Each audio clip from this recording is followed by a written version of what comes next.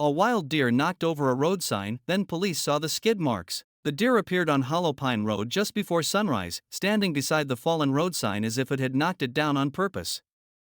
At first, Officer Rachel Moore thought it was injured. The morning was cold and gray, the kind of early autumn morning when fog sat low over the fields and made every tree look farther away than it really was.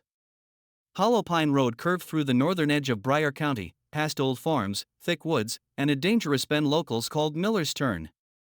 It was a road people drove carefully in bad weather, or at least they were supposed to. Rachel had been patrolling alone since 5 a.m., checking the rural roads after a night of heavy rain. The ditches were full. Leaves stuck to the pavement.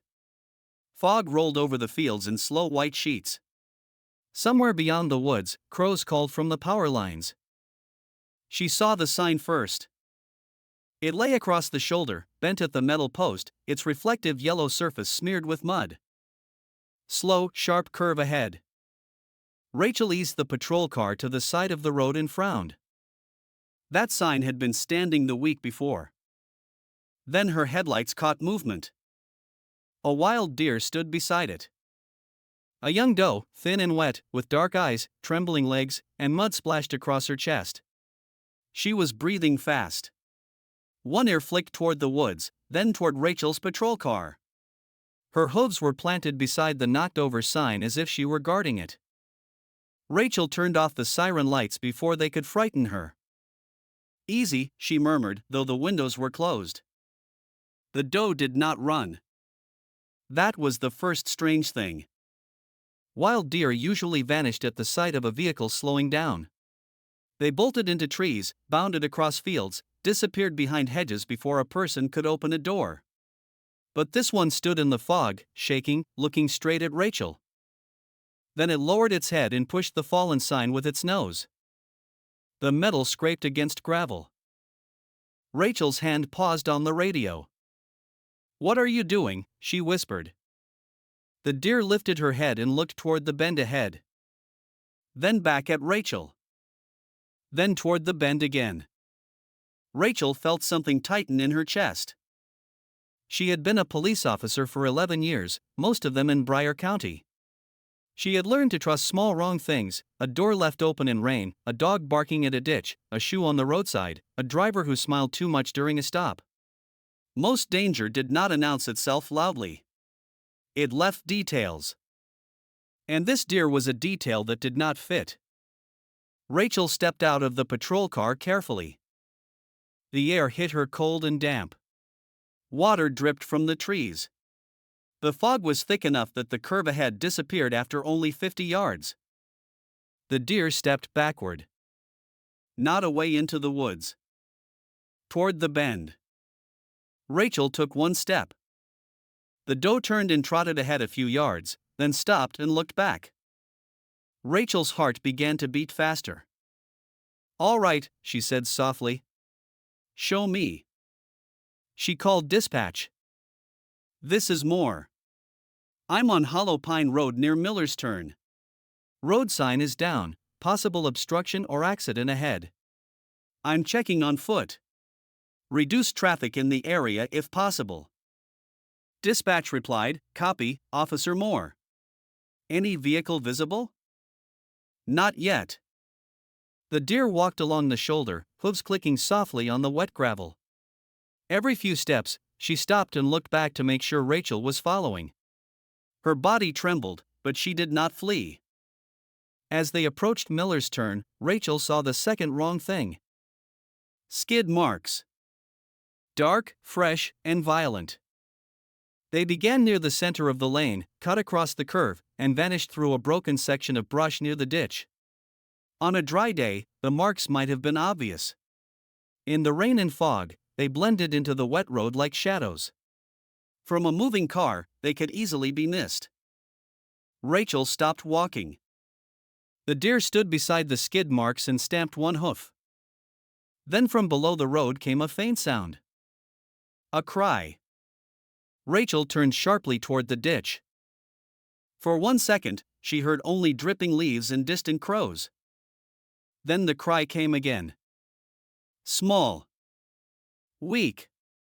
Human. Help! Rachel grabbed her radio. Dispatch, I have a vehicle off the road at Miller's Turn. Possible occupants trapped below the embankment. Send fire, ambulance, and additional units now. She moved toward the broken brush. The roadside dropped steeply into a wooded drainage hollow filled with wet leaves, mud, and tangled roots. At the bottom, half hidden beneath branches and fog, was a silver minivan. Its front end was crushed against an oak tree. One side was buried in the ditch. The windshield was cracked white. The rear hatch hung partly open, and one tire spun slowly in the air, clicking as it turned. Rachel's stomach dropped. The deer stood at the top of the embankment, staring down. Rachel slid carefully down the muddy slope, grabbing saplings to keep from falling. Her boots sank into the wet leaves. She reached the van, pulled on the driver's door, and found it jammed. "Police," she shouted. "Can anyone hear me?" A woman's voice answered from inside, hoarse and terrified. "My baby." Rachel moved to the broken passenger window and shone her flashlight inside. A woman was trapped behind the wheel, face pale, blood on her forehead, airbag deflated in front of her. She was conscious but pinned by the dashboard. In the back seat, a toddler cried weakly in a car seat, bundled in a yellow jacket. Beside the toddler, slumped against the seatbelt, was an older boy around 10, eyes closed but breathing. Rachel forced herself to stay calm. "My name is Officer Moore. Help is coming. How many people are in the vehicle?" The woman swallowed. 3. Me and my children. "Please, my daughter, she's cold." Rachel looked at the toddler. "She's crying." "That's good. What are your names?" "Laura Bennett. My son is Caleb. My little girl is Rosie." The boy groaned faintly. Rachel's chest loosened by 1 small inch. "Caleb is breathing. I'm going to check them as best I can, but I need you not to move." "I can't," Laura whispered. Rachel looked up the slope. The deer was still there. And then she noticed something caught in the broken brush above the van. A child's blanket. Small, pink, patterned with white stars. It had snagged on a branch halfway up the embankment. The deer stepped toward it and nudged it with her nose. Rachel understood then why the animal had stayed near the road. Maybe the blanket had flown from the van during the crash. Maybe Rosie had dropped it. Maybe it carried the scent of the children.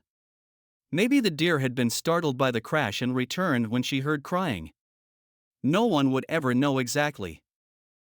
But somehow, that deer had drawn attention to a wreck hidden from the road. And knocked over the sign. Or had collided with it while pacing near the bend. Or pushed it while trying to move around it. The reason mattered less than the result. Rachel had stopped. Rachel radioed again with details, then crawled partly through the broken window to reach the children. Caleb had a pulse and a bump on his head. Rosie was cold, frightened, and crying, but strapped securely in her car seat. Rachel pulled her emergency blanket from her belt pouch and tucked it around the toddler. "It's okay, Rosie," she whispered. "You're okay." The little girl sobbed harder. Laura began crying from the front seat. "I couldn't get to them." "You stayed awake," Rachel said. "That matters." "I was taking them to my sister's." "My husband," Laura stopped, breath catching. "I shouldn't have driven in the fog." Rachel looked at the crushed front of the van, the deep skid marks, the wet curve above. "Right now, we're just getting you out." Sirens sounded faintly in the distance. The deer lifted her head. Firefighters arrived within minutes, though the rescue itself took much longer. Police closed Hollow Pine Road in both directions. Fire crews set ropes down the embankment, stabilized the minivan, and began cutting the doors. Paramedics climbed down with medical bags and blankets. The fog flashed red and blue with emergency lights. The doe remained near the fallen sign. Several officers tried to move her away from the road for safety, but each time she stepped into the trees only a few feet, then returned to the edge of the bend. "She won't leave," one firefighter muttered. Rachel looked up from beside the van. "No," she said quietly. "She found them." Rosie was freed first. A paramedic carried her up the slope wrapped in blankets, oxygen mask small against her face. As they reached the top, the little girl weakly turned her head toward the deer. "Bambi," she whispered. The doe took one step forward. Then stopped. For a second, child and deer looked at each other through the fog. Then Rosie was carried to the ambulance. Caleb came next, dazed but conscious now, asking where his mother was. Laura took longest. The dashboard had pinned her legs, and firefighters worked carefully with hydraulic tools to free her without causing more injury. She kept asking about her children until Rachel climbed close enough to hold her hand. "They're alive," Rachel said. "They're both in the ambulance." Laura closed her eyes. "Thank you." "Thank the deer," Rachel said before she could stop herself. Laura opened her eyes weakly. "What?" Rachel smiled, though her throat hurt. "She made sure we looked." When Laura was finally lifted from the van, everyone on the slope went quiet for a moment. She was alive. Badly hurt, yes, but alive. The children were alive. The hidden crash that might have gone unnoticed until the first commuter traffic was found in time because a wild deer had stood by a fallen road sign and refused to disappear into the woods. By mid-morning, the news had reached the town. A wild deer knocked over a road sign. Police saw the skid marks. A mother and 2 children were rescued from a hidden crash. But the part that silenced people came later. At the hospital, Laura told Rachel what happened before the crash. She had left home before dawn after a long night of fear. Her husband, drunk and enraged, had smashed a kitchen chair, taken her phone, and threatened to keep the children from her if she left. When he finally passed out, Laura gathered Caleb and Rosie, packed one small bag, and drove toward her sister's house 30 miles away. She was exhausted. Terrified. Crying. The fog was thick. At Miller's turn, a deer appeared in the road. Laura swerved. The tires slid on wet leaves. The van went through the brush and down the embankment. For a moment, Rachel felt horror twist inside her. The deer had been part of the accident. But Laura gripped her hand from the hospital bed. "Don't blame the deer," she whispered. "If I hadn't swerved, I might have hit it.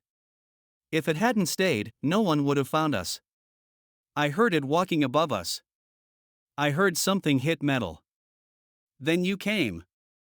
Rachel sat beside her, thinking of the fallen sign. The skid marks. The doe nudging the pink blanket. Maybe the deer had caused the moment that sent the van off the road. Maybe the road, the fog, the wet leaves, the old sign, Laura's fear, and 1,000 human failures had all met at the same curve. Life was rarely simple enough for one cause. But the deer had stayed. That was what mattered. The investigation confirmed the bend had been dangerous for years. The warning sign was placed too close to the curve. The shoulder had eroded beneath the grass. Wet leaves collected in the lane because drainage was poor.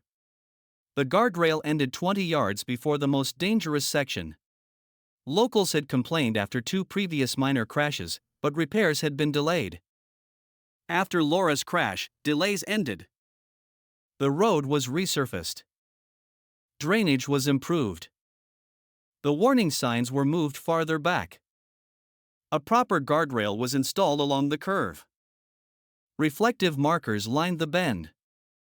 Brush was cleared so vehicles leaving the road could be seen sooner. At the county meeting, Rachel stood and placed a photograph of the fallen sign on the table. "An animal should not have to knock this down for us to notice the road is unsafe," she said. No one argued. Laura, Caleb, and Rosie survived. Laura's legs required surgery and months of physical therapy.